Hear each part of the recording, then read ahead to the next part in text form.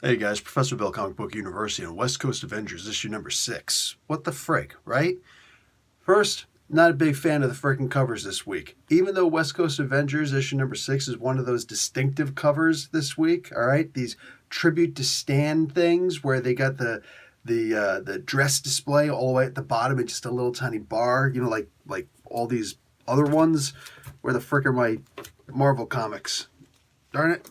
Yeah, just all of these little things right here. You know what I'm saying? They got these little tiny bars right down here. It's freaking killing me because you can hardly tell the difference between the covers because you just got to look at the pretty picture and maybe remember to look at the bottom. I'm not a fan of it. I hate that they did that this week. I hate the design that they did for them this week, like taking off the logos to focus on the stand bars.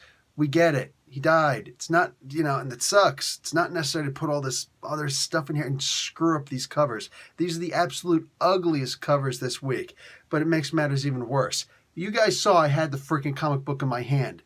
The problem is I read the comic book while I was at the store waiting for 4 hours to get all of my work done, right? Nope. Unfortunately, I wound up leaving the comic book behind. So I'm sitting here looking at a preview site right now in order to see the names of the people involved in this comic book. This kills me. This genuinely kills me. So, literally, the best I've got right now is West Coast Avengers, issue number 6, written by Kelly Thompson, art by Danielle DiNucciolo, published by Marvel Comics. I mean, what about the art? Is that the pencils only? Is that also the ink? Is that the colors? Who did the letters? I like to actually add all of that stuff. I don't get to add all that stuff this week because I put down my books and I guess I forgot to pick that one up. There's a couple I actually wound up missing because of these, sorry to say it, freaking stupid covers. Completely unnecessary. And no, I'm not going to buy the comic book twice. I love to have this comic book in my collection. I'm not going to buy it twice and buy it on Comixology also. So looks like I'm stuck until I go back to the comic book store later on the week. Anyway, so yeah, friggin' A. Anyway, I loved this comic book. This was really good. I just wish I had the thing in front of me because I'm only remembering what I read while I was at the comic book store.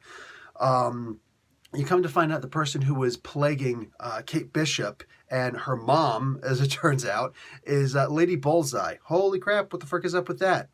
Anyway, the Eel is there, and MODOK is back like that quick, along with Madame Mask and, yeah, Satana, who we saw. So, dude, what the hell, man? Like, the Eel? Really? I love that they pulled that one out.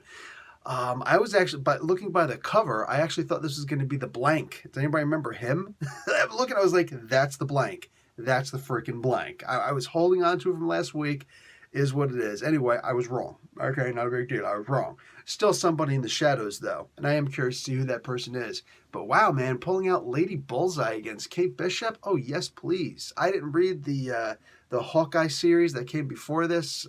I think I read one issue, and it just wasn't enough to keep me on it, is what it is. Anyhow, I really did like this issue. This was probably one of the best issues out of the entire run so far. We're only 6 issues deep, but that's still saying a lot because I really liked this series. I really like this series. Like I said, I like to keep the physical books in my collection. You know what I'm saying? It's just not one of those exceptional books I'm willing to buy twice, once on Comixology also. So is what it is. But man, really solid issue. You come to find out that if this person actually is Kate Bishop's mom, she doesn't have a lot of faith in Kate Bishop. She's like, okay, I led you out. I need you to just go because I don't know if I can protect you when we go back inside. And she's all like, yeah, okay, I know you weren't there for me when I was growing up, but this is proof positive that you don't actually know me. I will never abandon my friends. Unlike you, I'm not willing to abandon people. Oh, we got issues. No, but this is really good, though. This is human being talking. Kate Bishop sounds like more of a human than most characters in the Marvel Universe right now. Just with that one line alone, but the whole issue, she's acting like that. We're talking about compelling storytelling right now, man.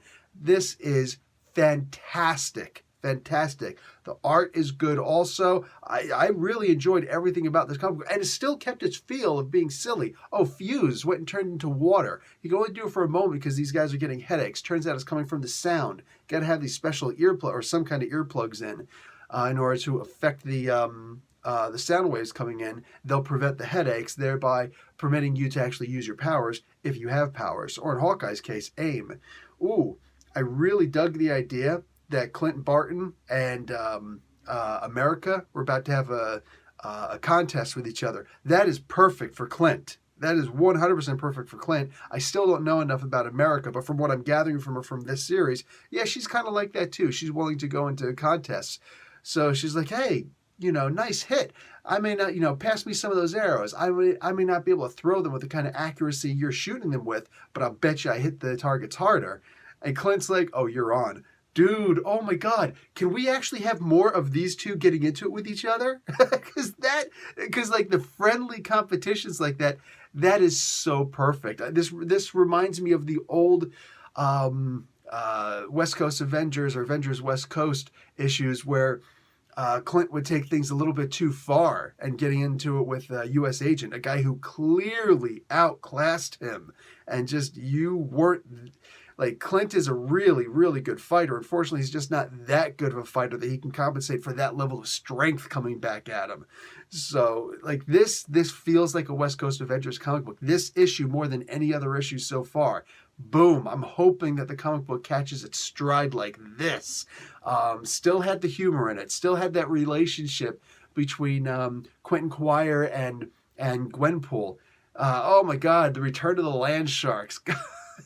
Oh man, see, this is what I'm talking about. There was such a perfect blend of every kind of emotion that you could draw from a comic book. This was just so, well, there weren't really that many heartstrings, but there were some with the conversation between Kate and her mom, if that is indeed her mom, and what the frick is up with that. Great comic book, guys. This week, this month, whatever, this was a great West Coast Avengers comic book. Like I said, easily the best one out of the series so far. All right, guys. Professor Bill, Comic Book University. Class dismissed.